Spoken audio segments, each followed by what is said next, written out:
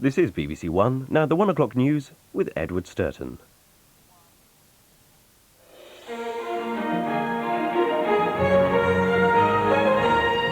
Peter Mandelson has resigned. The news came half an hour ago.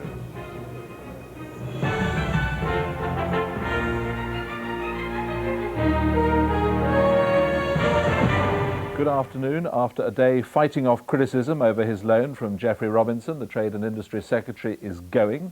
Mr. Robinson is also expected to make a statement later today. I'm now joined by our political editor, Robin Oakley. Robin, this came as a bit of a bolt from the blue, didn't it? Absolutely astonishing bombshell on the Westminster scene, Ed, yes.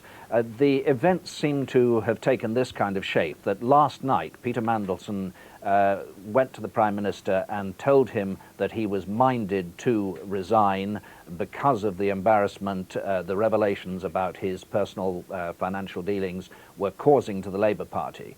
Mr. Blair urged him to think about it overnight. They spoke again shortly after 10 o'clock this morning, and Peter Mandelson said that he wanted to go.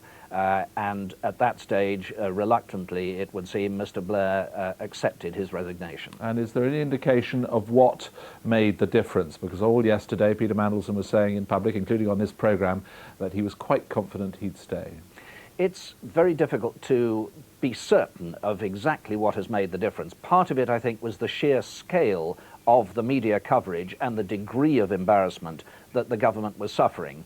Some are questioning whether there were details to do with Mr. Mandelson's mortgage application to the Britannia Building Society, who raised some of the money for his house, whether there was some breach of the rules there, which could have caused even further embarrassment to the government if that were to have come out. But I think essentially it is a question of Mr. Mandelson deciding, as somebody who throughout his life has been tribally loyal to the Labour Party, that his conduct was just heaping such opprobrium on the Labour Party and creating such a bad image for it that he really had to go. Well, there's always an exchange of letters on these occasions. Do we have any details of what was in them? Yes, the letters have not actually been published yet, but we do have some information on those letters. Mr. Mandelson said in his letter, or is saying in his letter to Mr. Blair, that Labour came to power promising to produce the highest possible standards in public life. We have not just to do so, but must be seen to do so.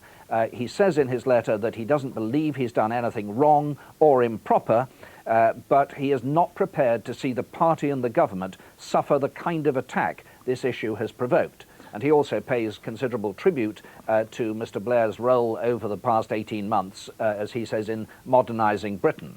And in reply to him, the Prime Minister, I understand, will be saying that the two of them have been friends and the closest of colleagues. It's no exaggeration to say that without your support and advice, we would never have built New Labour.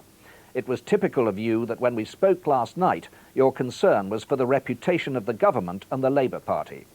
Interestingly, Mr. Blair's letter will also say, along with profound thanks to Mr. Mandelson for what he's done in creating New Labour, it expresses the belief that in the future you will achieve much, much more. Now, I think we can take that as a pretty strong hint that Mr. Blair is expecting to see Mr. Mandelson back in his Labour government at some future stage. And what about Geoffrey Robinson? A statement expected from him later on today. Yes, we had been expecting anyway that Mr. Robinson might go in this Christmas recess period, quietly leave the government, perhaps on health grounds and so on, because his personal financial affairs had been a steady source of embarrassment to the Labour government.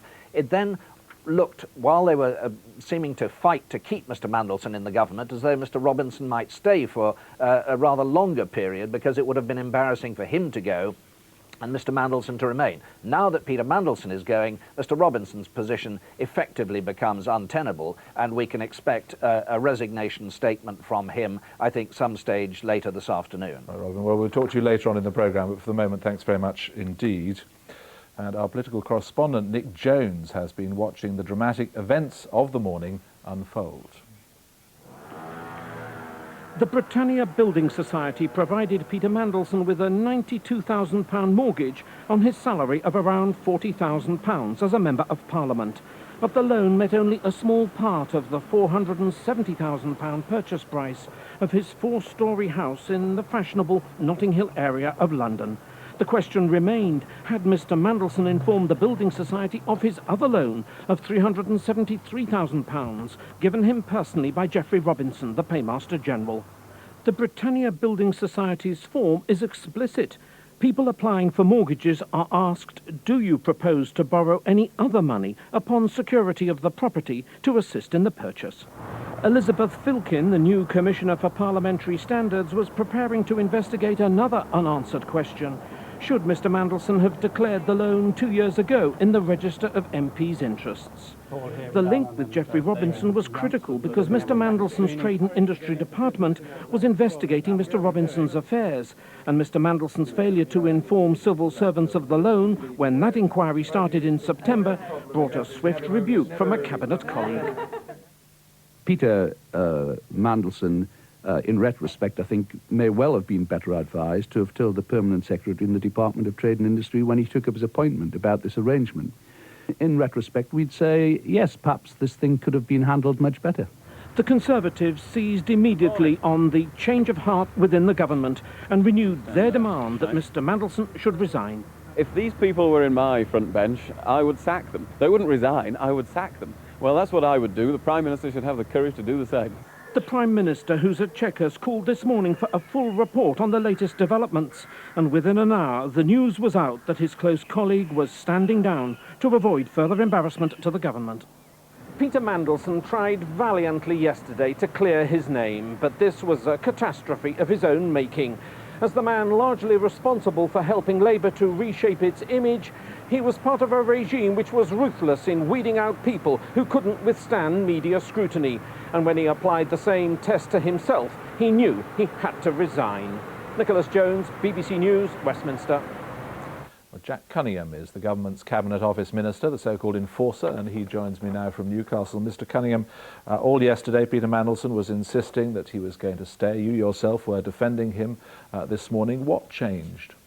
I think what changed was that last night I spoke to Peter, and I know Peter spoke to the Prime Minister. He was clearly upset and distressed at the continuing embarrassment that this situation was causing for the government. He said, and I repeat, there's no evidence that he's done anything wrong, but nevertheless the embarrassment was growing, mounting, obviously going to continue throughout today. He decided he should consider his position and reflect on it overnight, which he has done, and I understand after further discussion with the Prime Minister he tendered his resignation, and I think we should respect him for that, and we should pay a tribute to the excellent work he has done in not only helping renew Labour, create new Labour, but bring us so effectively into office. And you're still satisfied on that point about not having done anything wrong, or do you think that there should be further investigation into that? That's not for me to say. The arrangements Peter made with his building society are a matter for him and the building society. Peter says he's done nothing wrong, and I accept that.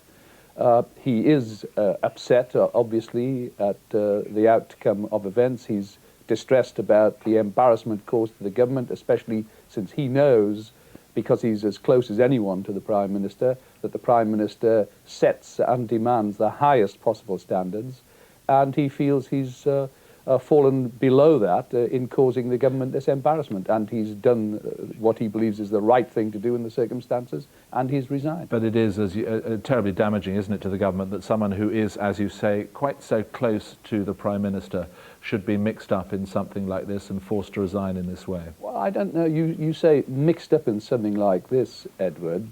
These were two opposition MPs who agreed, using their solicitors. Well, if there wasn't a problem, loan, he wouldn't have resigned, would he? A personal loan. Well, he's resigned because of the embarrassment that has arisen because of this, and because, as I said this morning, in retrospect, I think advice should have been taken from the Registrar of Members' Interests about whether it was necessary to register this loan between two friends or not. I don't know the answer to that, but I've no doubt the Registrar will tell us when she's considered all the circumstances of it. But in any event, Peter is not resigning because he is guilty of some wrongdoing. He's resigning because he thinks it's the appropriate thing to do to save the government embarrassment, and I applaud him for that. All right, well, Dr. Cunningham, if you would stay there for a moment, I'd be grateful, but I'd like to go to the Deputy Leader of the Conservative Party, Peter Lilley, who's in Westminster.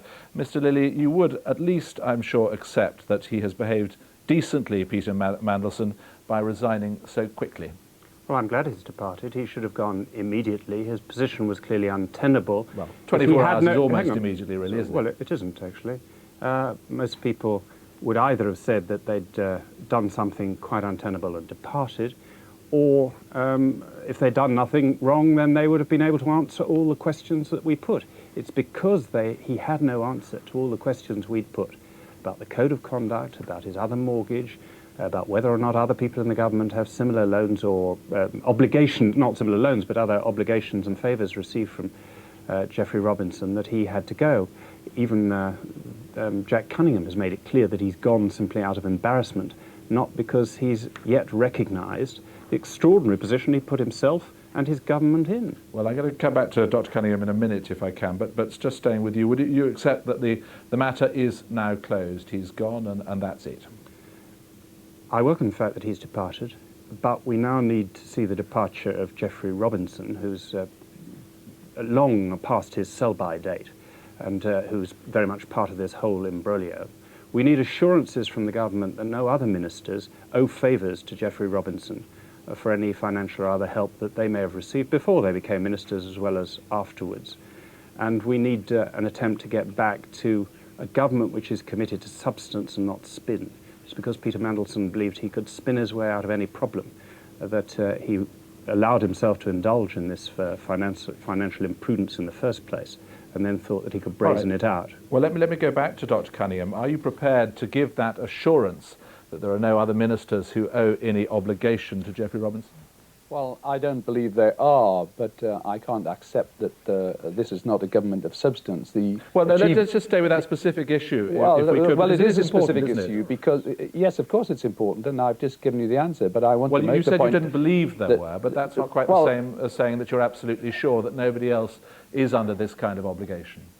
Edward, I don't have access to the personal affairs of every member of Parliament or every member of the government. I do not believe that anyone else is involved in this kind of personal loan arrangement with Geoffrey Robinson, who will be making a statement about his position later today. But I wanted to just refute what Peter Lilley said, and I'm entitled to do so, that this is a government of considerable substance, as we've demonstrated throughout this year with an investment announcement of 21 billion for health, 19 billion for education, the creation of the New Deal to get unemployed young people into work. It is a great pity, a great sadness for me and the government that the year has ended in this tragic and sad and unacceptable way, and it is for those reasons that Peter Mandelson has resigned, but not because this is not a government of substance or not because he hasn't played an important part in it. Whatever its record, which is now vulnerable in the same way that the last government was to the accusations that it's sleazy.